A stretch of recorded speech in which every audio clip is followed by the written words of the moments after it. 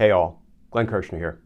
So friends, welcome to part 2 of my 3-part interview series with comedian Buddy Winston. Buddy was a monologue writer for The Tonight Show with Jay Leno for years. And in episode 2, we talk about things like why Buddy decided to accept an invitation to be interviewed by Bill O'Reilly and what that was like. He talks about his first comedy gig and Bert Parks. And he also talks about the first jokes he wrote for Jay Leno at $50 a joke and what it was like being a comedy writer for The Tonight Show. I hope you enjoy episode 2 of my 3-part interview series with Buddy Winston. So remind me, where are you, Buddy? I'm in Ecuador, in the Ecuador Andes, right near the equator, in a little village called Vilcabamba. And it's beautiful, right? It's absolutely magnificent. I don't know if you can see that. I can see it. I can see it. What possessed you to move there? Well, there was all kinds of. I left the States when, believe it or not, when Bush declared war in Iraq. That's how long ago I said goodbye to this. And I traveled the world, and I was traveling through the Borneo jungle looking for a nomadic tribe. And I got bit by a mosquito, and I wound up with dengue fever and almost died all alone in the Borneo mountains. And then Fukushima happened, and I got all, it was very questionable what that meant, right? And so I decided to come to South America, and I found a UNESCO heritage village called Cuenca, beautiful village, but it was very busy, and I lived there for a few years. And then I found this little hamlet here that's amazing. You can grow anything. It's 300 and the weather's good all year round. It's fabulous. So I wound up meeting the love of my life, got married, and now we're building a house. So it's all good. Good for you. I guess I haven't gotten that far in your book. I'm still with you in Thailand. And the book ends before I get here. Oh, okay. Yeah, I'm enjoying the book though. And I have to admit, I jumped ahead a little bit to get a little flavor of your time on The Tonight Show, but I'm looking forward to finishing the book because it has made me laugh out loud a bunch, which I appreciate. Some of the writers of The Tonight Show thought that some of my Tonight Show stuff should be historical footnotes and stuff, because I write about stuff that no one else knows, Mm-hmm. Yeah, and I mean lines like when the woman wouldn't pick up the phone, I guess that was the phone call that triggered the bomb, but when she wouldn't pick up the phone, a line like, I guess maybe she's tied up. I'm sorry, I love that. I love that. The last time I did an interview like this was with O'Reilly, right? I want to ask you about that too. Yeah, and that was, he's using the monitor, he's using the cue cards or the teleprompter, right? And I'm just riffing, right? And he sometimes you can tell he's not even listening to you. He's just doing his thing, Yeah. He also seems to be a little bit evil, but maybe he's changed. You know what though? As evil as he was, he called me smart. I talked him into admitting on the air that Obama was smarter than Bush. It went viral. I got all this hate mail, and then Fox changed the online transcript to make it look like he never said that. I mean, but he was the reason I was on twice is because I wrote to him. I said, everything I said to you on the last show came true. If you were a man, you'd put me on and admit that I was right. He writes me right back. He says, you're on Monday. And he opened the show with that. He said, Mr. Winston was correct. Wow. You appealed to his manhood or lack thereof, one or the other, right? He said that I was intelligent and he appreciates intelligent people.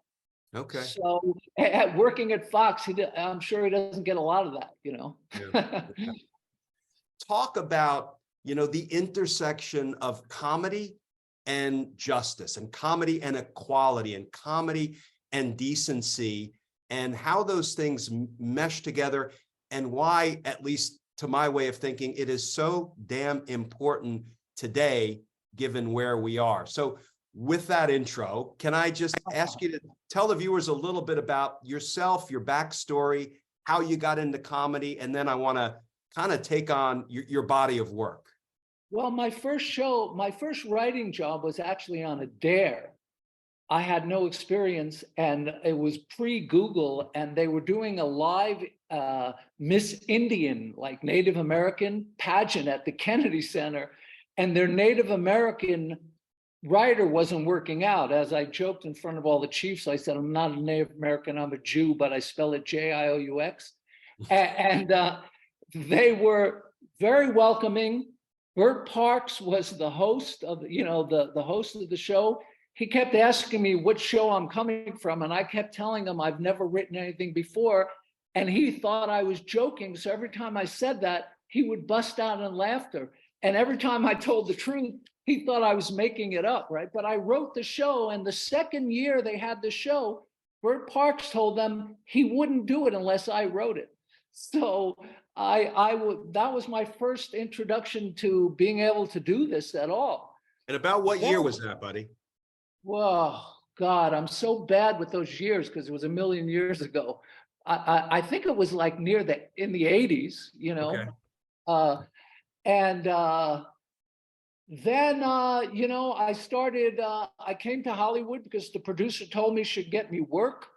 She couldn't get me work, but I started writing jokes for comedians at the comedy club, and they were paying me $50 a joke, and I was raking it in.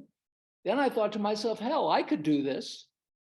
So I started writing for myself and going on stage. And next thing you know, I'm a working comedian. And then, a bunch of stuff happened, but then I wrote Jay Leno a letter. I said, here's what I do.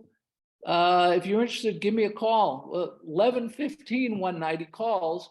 The woman I was with at the time answered the phone, and she goes, it's Jay Leno.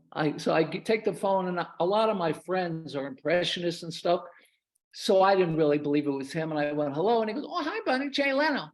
And I said, yeah, and I'm Woody Allen. And he goes, no, it's Jay Leno. And he said he paid me $50 a joke. I started having a lot of the monologue on every single time he was on. I asked the management for a guarantee. They said no, so I stopped doing it. Next thing you know, I had an NBC contract. So that's what happened. And then, I wrote for many, many years and did comedy for many years, but then I stopped because Tonight Show was taking up all my time.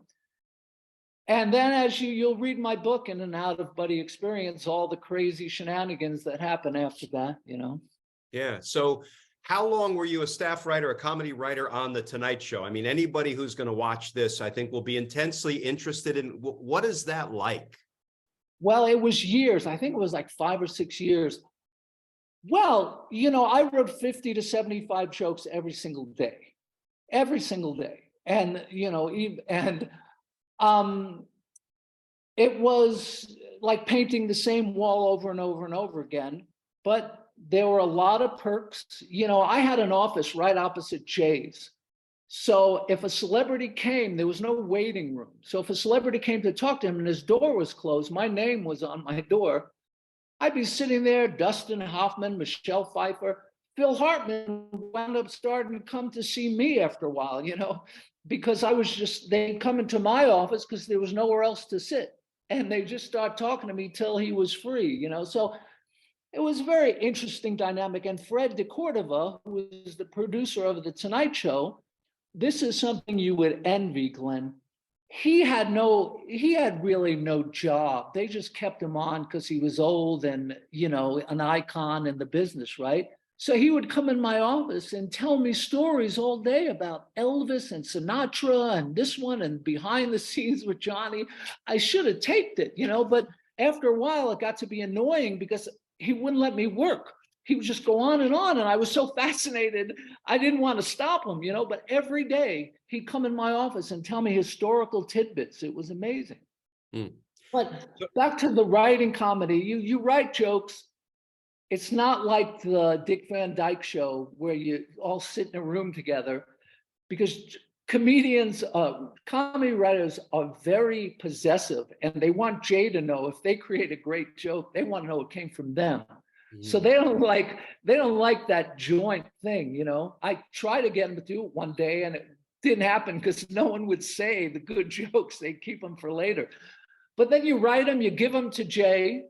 He wrote Dog next to the ones he likes, because Big Dog Productions was his production company. So he'd write Dog, he'd give them to the secretary. She'd write put the ones that say Dog on cue cards, and then he'd go home at night with a whole different staff of comedians, and they'd go over one after another, and they'd narrow it down to like 20, 24 jokes.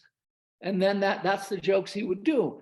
Sometimes, so it always happens the day before, except many times, like, we'd think of jokes right before he went on that had to do with something that just happened, like the Dominion thing, for instance. And those would make it on because they were super topical, right?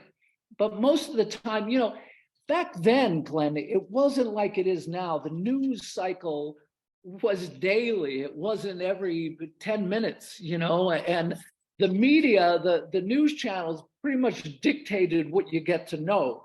Like, Trump would never be able to put out all his crazy stuff all the time, every 5 minutes. It wouldn't make it to the public, right? Because they decide what they're going to put out there. But now with social media, it's instant, right? So if you had a super topical joke, you'd look like a god. Wow, look how fast he got that. But those days are over. We didn't have Google back then. I had to find my premises in Time Magazine and Newsweek. And when USA Today came out, it was like, wow, a national paper that narrows it all down for you. So, everybody knows it, and, it's simplified to, because that's what you had to do. You are doing something that's the opposite.